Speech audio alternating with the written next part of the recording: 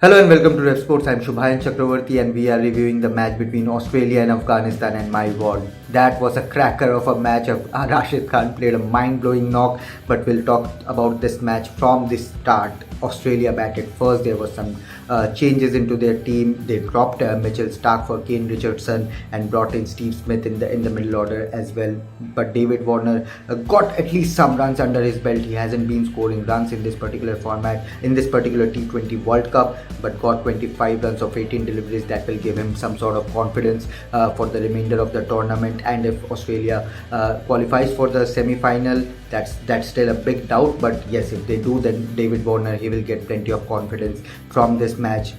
Although Aaron Finch took up rest in this match, he didn't play this match. Matthew Wade was captaining the side. Cameron Green got the chance to open the innings. We saw what he did against India in the bilateral series in the run-up to the T20 World Cup, but today in this match he was dismissed for just 3 runs. Mitchell Marsh played a good knock, 45 of 30 deliveries, but Steven Smith was dismissed for 4, just couldn't get going down in the middle. Marcus Stoinis continued his good run of form with 25, but it was Glenn Maxwell, the big show, performing in the crucial match. 54 of 32. It was an unbeaten knock, 6 boundaries, 2 sixes and a strike rate of 168. That was a cracker of a knock from the big show, the Glenn Maxwell.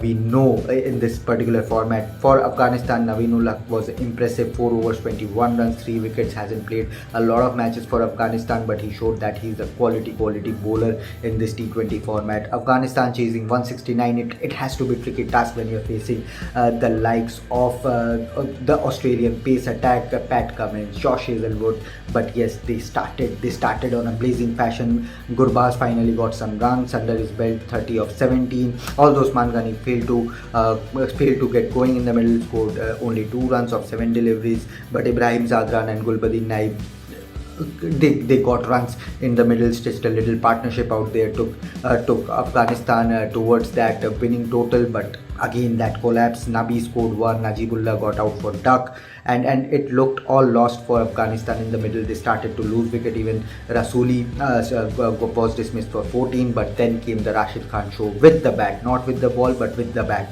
We know that he can bat, he can strike a few sixes, but today's knock was special. 48 unbeaten of 23 deliveries. He just came out and enjoyed the show in the middle. He just smoked 4 sixes, 3 boundaries, 208 strike rate. That was a crazy knock, and that is the reason why Australia got this win by only 4-run margin, and that all goes to Rashid Khan's. Otherwise they would have boosted their net run rate and boosted their chance for the semi-final qualification. But at this moment it is looking very tricky for Australia, and Afghanistan's batting prowess also helped New Zealand become the first side to qualify for the semi-finals in this T20 World Cup. But they left Australia in a fix. Now if England win their next match, they will qualify for the semi-finals, and Australia, being the defending champions, being the host, there was so much expected from the Australian team, but they failed to get those run-off matches under their belt, get those run-off wins under their belt, and now await for the decision, for the result of the match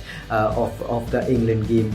With the ball, Josh Hazlewood, Pat Cummins bowled some good spell. 4 overs, 33 runs, 2 wickets for Josh Hazlewood. Pat Cummins was economical, 4 overs, 22 runs, and after that Adam Zampa came in, 4 overs, 22 runs, 2 wickets, and he was the main orchestra of that middle order collapse from Afghanistan. So that's it for the review. Australia now await the result of the England match, and will hope that England somehow end up losing the match and Australia can qualify for the semi-finals. But for that we'll have to wait for the next match. That's it for the review. Do let me know what you think about this match. Which moment was the one that blew your mind away? I'm pretty sure Rashid Khan's name is going to come up. But that's it for this review. Keep following the sports. Thank you.